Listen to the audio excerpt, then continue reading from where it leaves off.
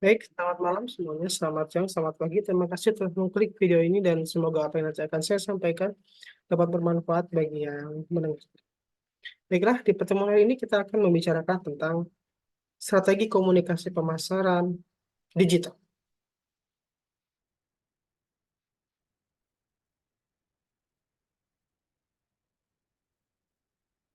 Baik,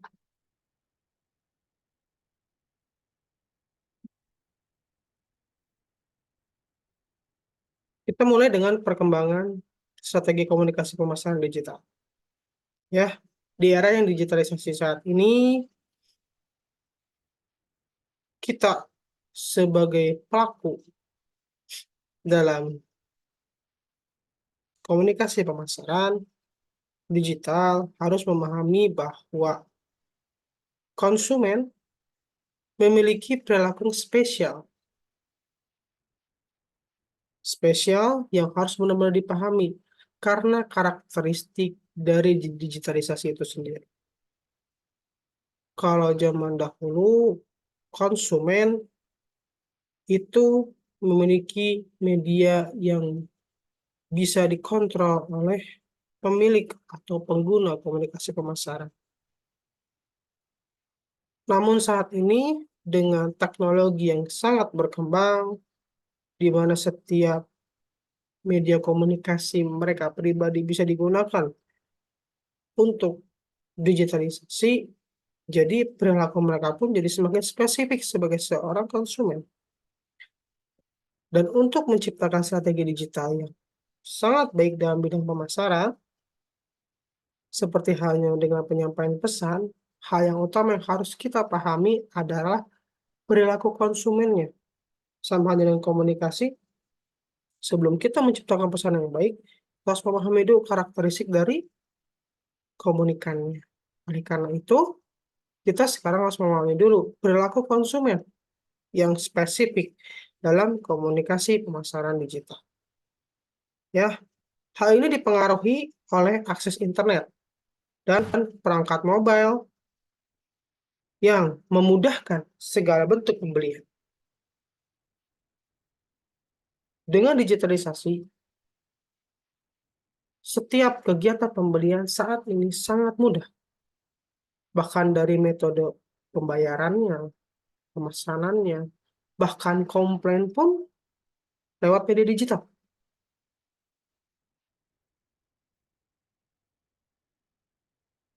Dulu, untuk mencari satu barang dibutuhkan effort yang sangat lebih. Sekarang tidak. Dengan adanya akses internet dan perangkat mobile yang sangat mempermudah pembelian, ini membuat konsumen semakin spesifik. Perilakunya jadi semakin unik dan sangat spesifik. Artinya, konsumenlah sendiri yang sekarang bisa bebas memilih dia ingin beli apa, warna apa, kapan, di mana, berapa. Sangat sulit sekarang untuk mempengaruhi konsumen dalam konteks perilaku konsumen yang digital ini. Kenapa? Karena konsumennya sangat unik gitu. Kalau dulu karena medianya terbatas sehingga konsumen mendapatkan develop informasi dari satu produsen saja. Sekarang nggak bisa karena mm, akses internet, karena dunianya mobile, mereka bisa mendapatkan akses sendiri. Sehingga mereka benar-benar menciptakan perilaku untuk mereka sendiri. Dan hal ini sangat penting dipahami oleh orang-orang yang akan membuat strategi komunikasi pemasaran digital. Karena strategi pemasaran tersebut harus disesuaikan dengan kebiasaan-kebiasaan unik dari para konsumen ini. Meskipun unik, tapi tetap mereka bisa diklarifikasikan. Tetap ada cara untuk mengklarifikasikan mereka untuk mempermudah kita menciptakan strategi pemasaran yang pas bagi mereka. Tapi dengan digitalisasi juga, kita bisa menggunakan teknologi digital untuk mengklarifikasikan itu. Ya, sehingga kita bisa menciptakan konten yang berkualitas sesuai dengan karakteristik konsumen tersebut. Karena kualitas konten itu tidak ditentukan dari gambarnya, pengambilannya, suaranya. Itu hanya nilai-nilai plus saja. Kualitas konten itu ditentukan dari pesan yang ingin disampaikan tersampaikan dengan baik kepada konsumennya. Itu disebut konten pemasaran digital yang berkualitas.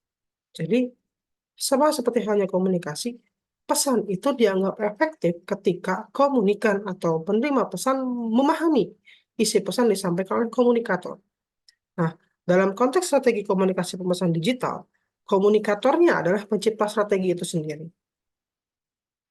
Konten adalah media pesannya, dan konsumen adalah komunikannya. Artinya, konten kita akan berkualitas ketika konsumen memahami dan menerima isi konten yang kita buat.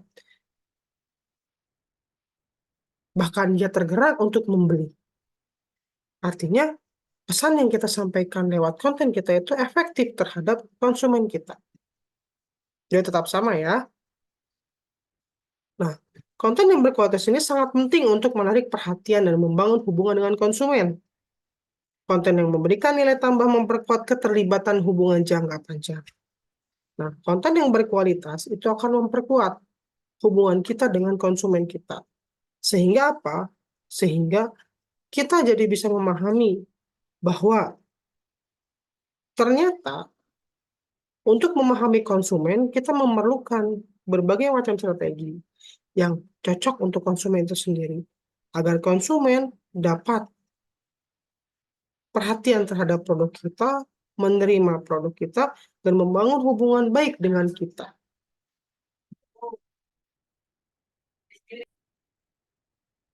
Baik, kita lanjutkan. Berikutnya adalah distribusi melalui saluran yang tepat.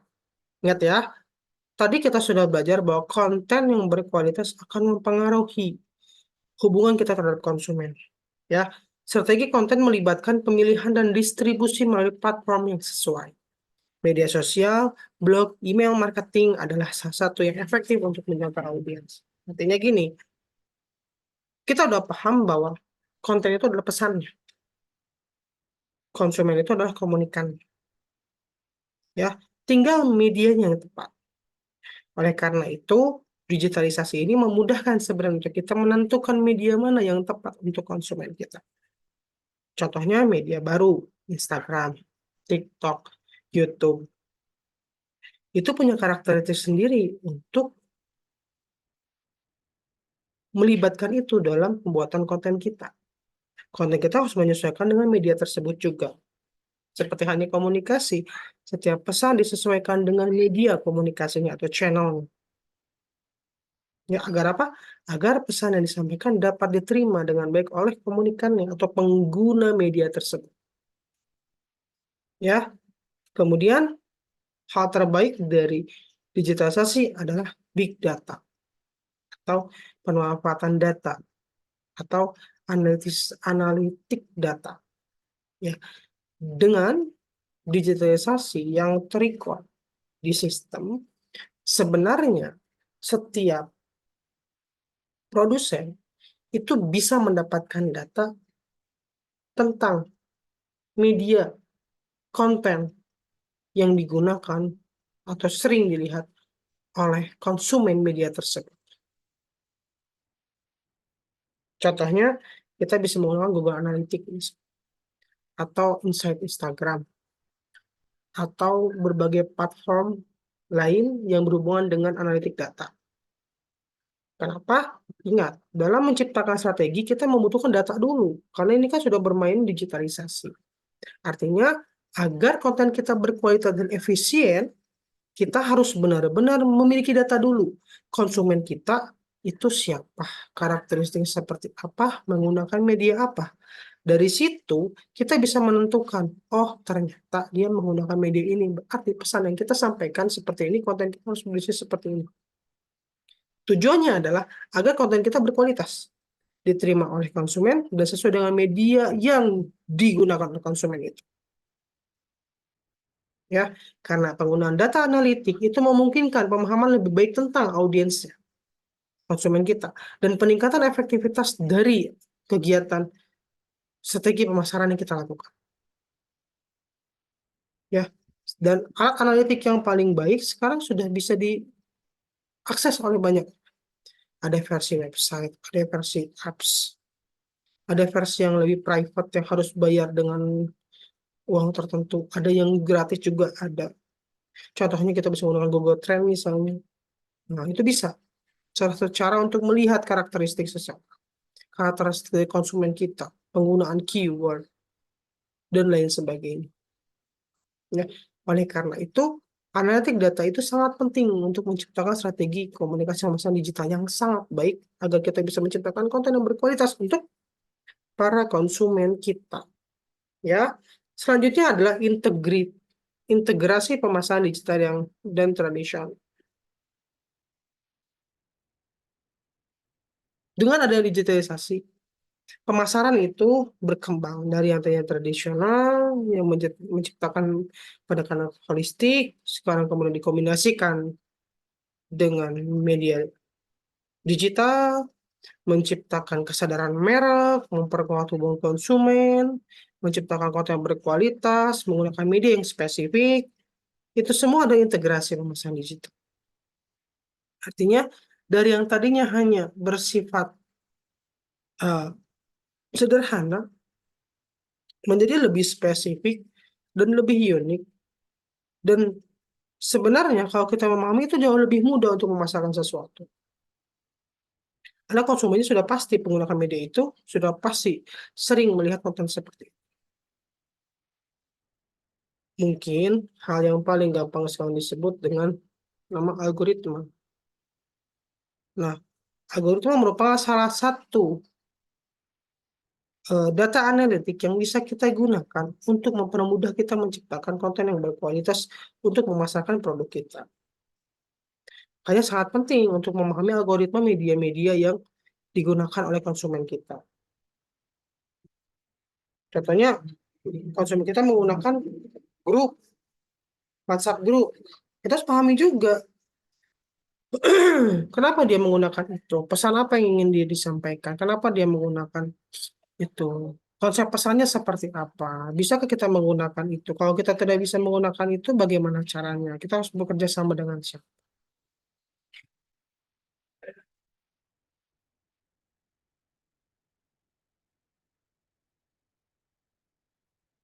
Oke, berikutnya adalah memahami segmentasi pasar dan persona konsumen.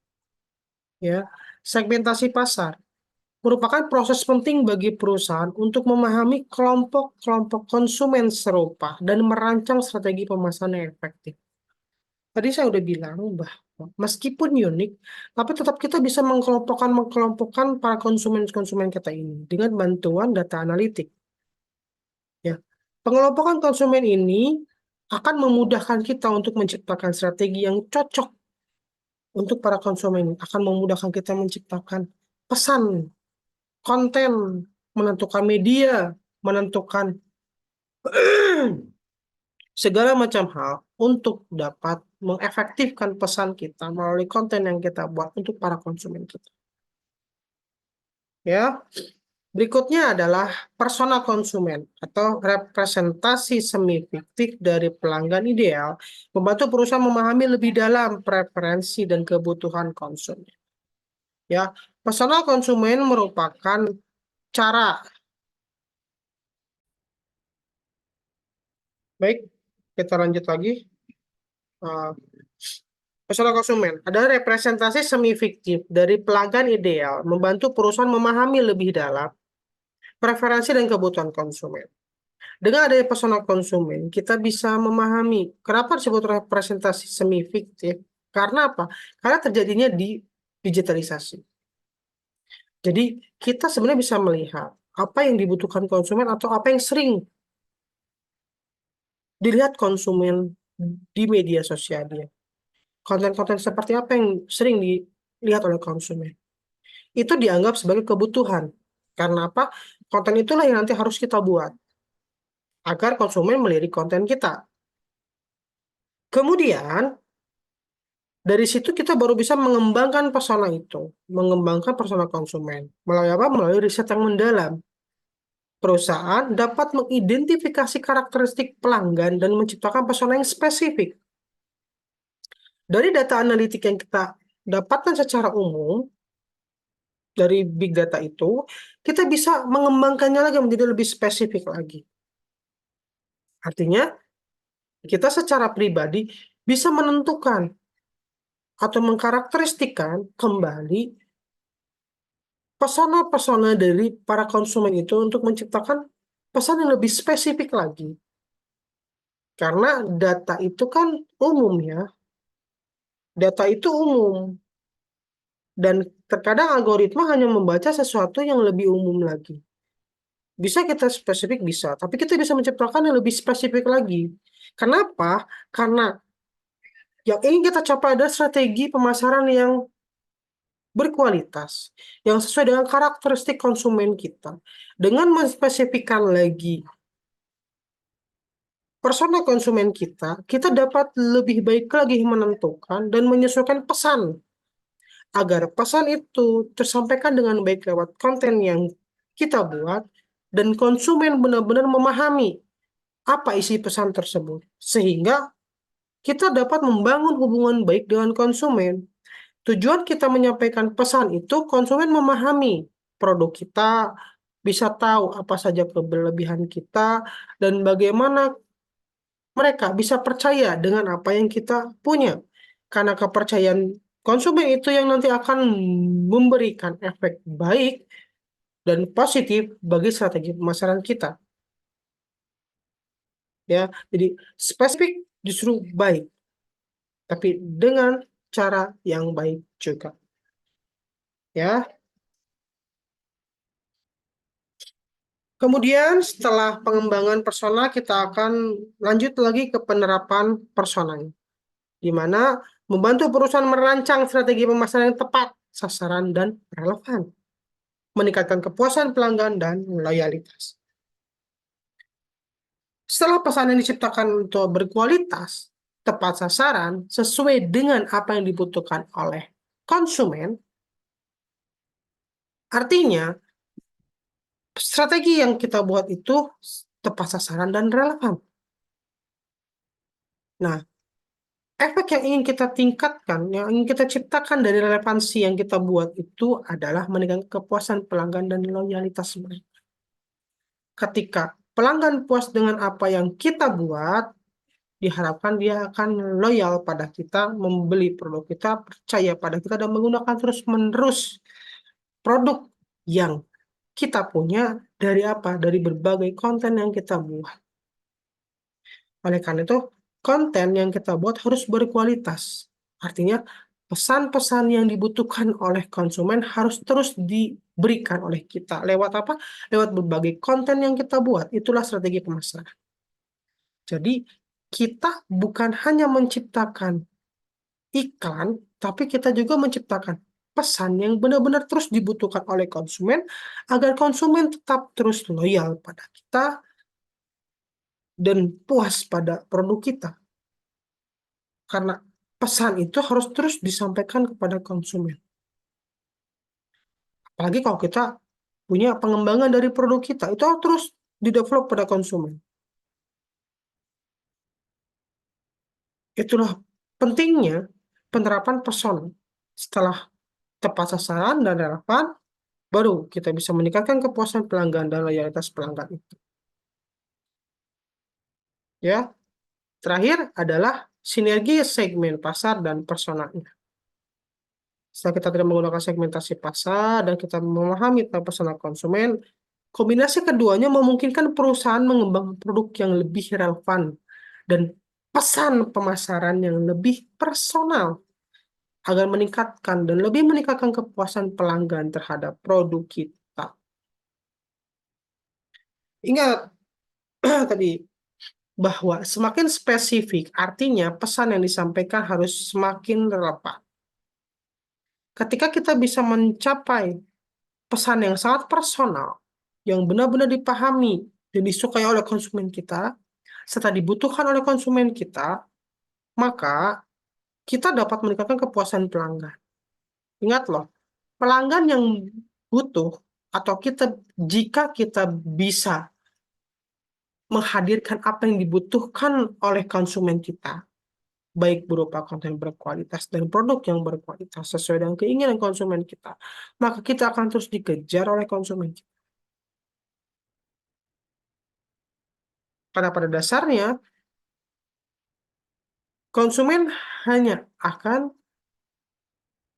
loyal pada apa yang dibutuhkan oleh dia, diinginkan oleh dia, disukai oleh dia. Oleh karena itu, spesifikasi dari segmentasi pasar dan persona konsumen yang kita ciptakan, yang kita buat, yang kita klarifikasikan, yang kita klasifikasikan, dan kita buat untuk menciptakan pesan-pesan yang relevan lewat konten yang kita buat adalah untuk mencapai kepuasan dari pelanggan kita. Sama halnya komunikasi. Pesan disampaikan agar komunikan itu atau penerima pesan itu memahami apa yang kita sampaikan. Sehingga efeknya adalah komunikan itu memahami dan puas terhadap isi pesan itu. Sebagai orang komunikasi, kita harus benar-benar memahami bahwa ternyata segmentasi pasar, personal konsumen, atau memahami konsumen itu sangat penting sebelum kita menciptakan strategi pemasaran. Jadi, pahami dulu segmentasinya siapa. Siapa konsumen kita. Baru kita bisa menciptakan pesan-pesan lewat konten yang kita buat. Sama halnya ketika kita punya tugas untuk menciptakan konten tertentu gitu. Pahami dulu apa sih yang dibutuhkan oleh konsumen kita. Bagaimana cara membuat. Apa yang dia sukai. Ketika kita bisa menciptakan pesan yang disukai oleh dia, konten yang disukai oleh dia, dan mengandung informasi-informasi yang dibutuhkan oleh dia terhadap produk yang kita punya, maka itu bisa meningkatkan kepuasan pelanggan terhadap produk kita. Dan itulah yang kita kejar. Kepuasan pelanggan akan menghasilkan loyalitas dan pengguna produk kita yang terus-menerus. Bahkan efek selanjutnya yang kita inginkan adalah dia sendiri yang mempromosikan produk kita kepada orang-orang di sekitar. Agar dia bisa menyampaikan pesan itu kepada orang sekitar dengan baik, maka konten kita harus berkualitas. Konten kita harus bisa dipahami oleh konsumen kita. Sehingga konsumen kita bisa menyampaikan pesan yang sama kepada lingkungannya. Itulah pentingnya kita memahami karakteristik konsumen, segmentasi pasar dalam strategi pemasaran digital. Kebayangkan kalau misalnya ternyata pesan yang kita sampaikan nggak dipahami oleh konsumen, terus konsumen menyampaikan kepada lingkungannya. Mungkin akan berbeda nanti maknanya. Dan itu yang kita hindari. Oleh karena itu, kita harus bisa memahami, menciptakan pesan yang dipahami oleh konsumen itu sangat penting. Kualitas konten kita itu ditentukan bagaimana konsumen memahami pesan yang kita sampaikan dalam konten kita. Sehingga konsumen itu bisa benar-benar loyal pada kita, memahami produk kita, terus menggunakan produk kita, dan mempromosikannya kepada yang lain dengan pesan yang sama. Meskipun caranya berbeda, tapi maknanya akan sama. Dan itu yang kita kejar. Ya, oke lanjut.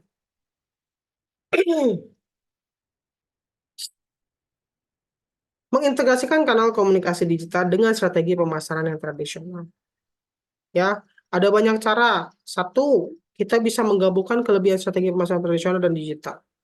Ya, integrasi kanal komunikasi digital dengan strategi pemasaran tradisional memungkinkan perusahaan memanfaatkan keunggulan keduanya.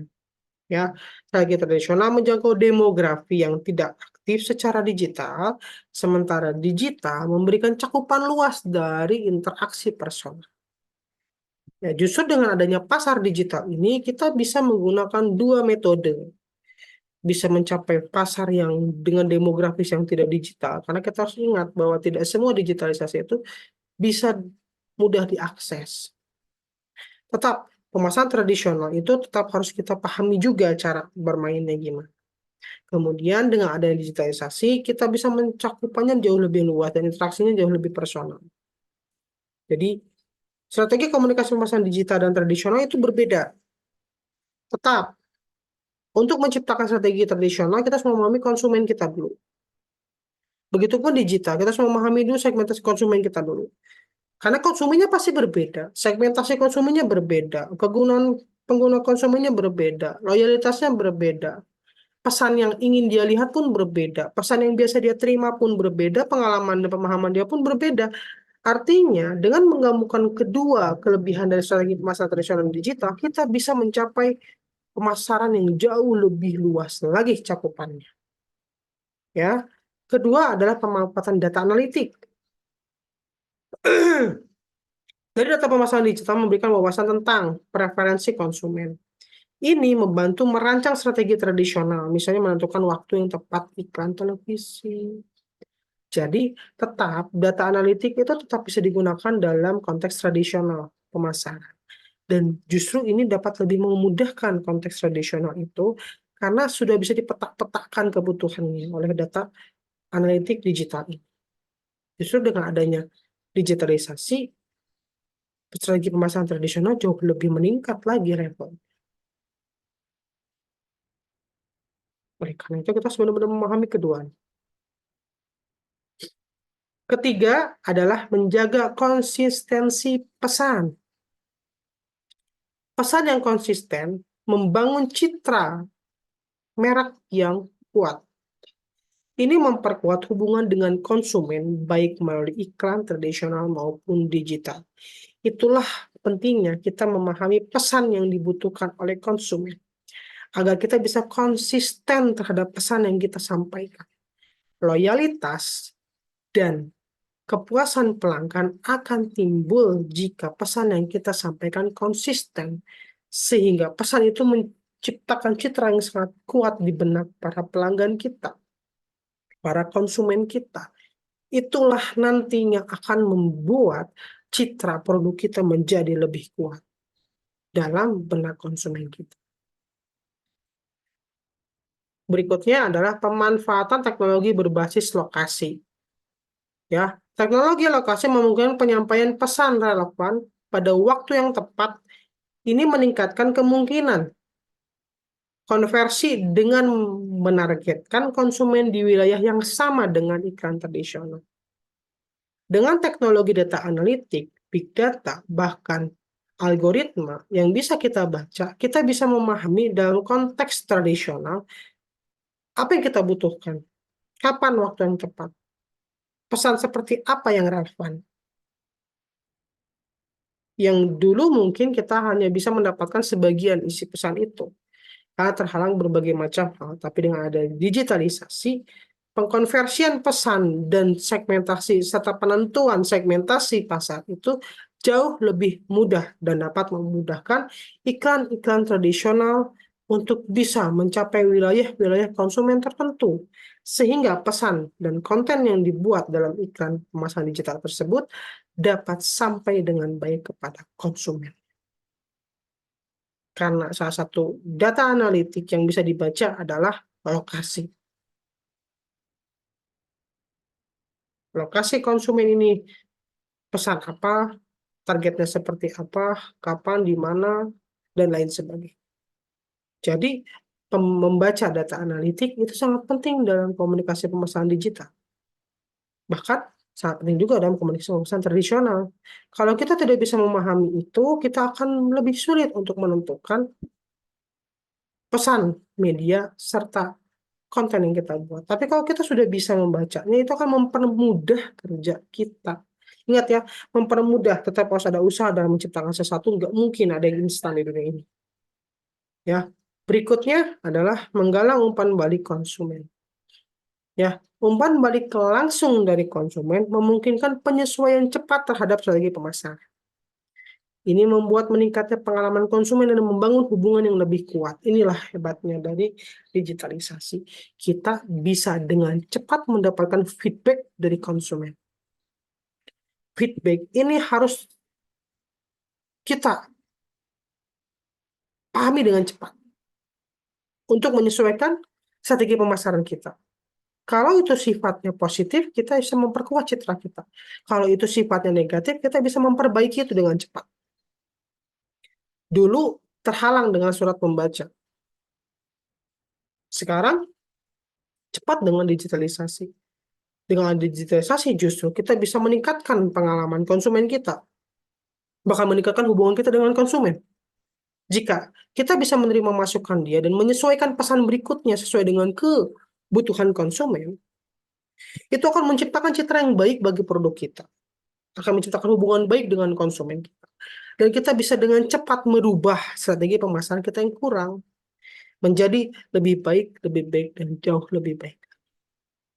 Pada intinya setiap digitalisasi komunikasi dalam dunia pemasaran ini dibutuhkan pemahaman yang sangat relevan terhadap konsumen kita, terhadap pesan, terhadap konten, terhadap kebutuhan konsumen kita agar menciptakan apa? Loyalitas dan kepuasan pada pelanggan sehingga pelanggan dapat puas terhadap produk kita, menggunakan produk kita dan memiliki hubungan baik dengan produk kita. Ya, oke. Terima kasih telah mengklik video ini.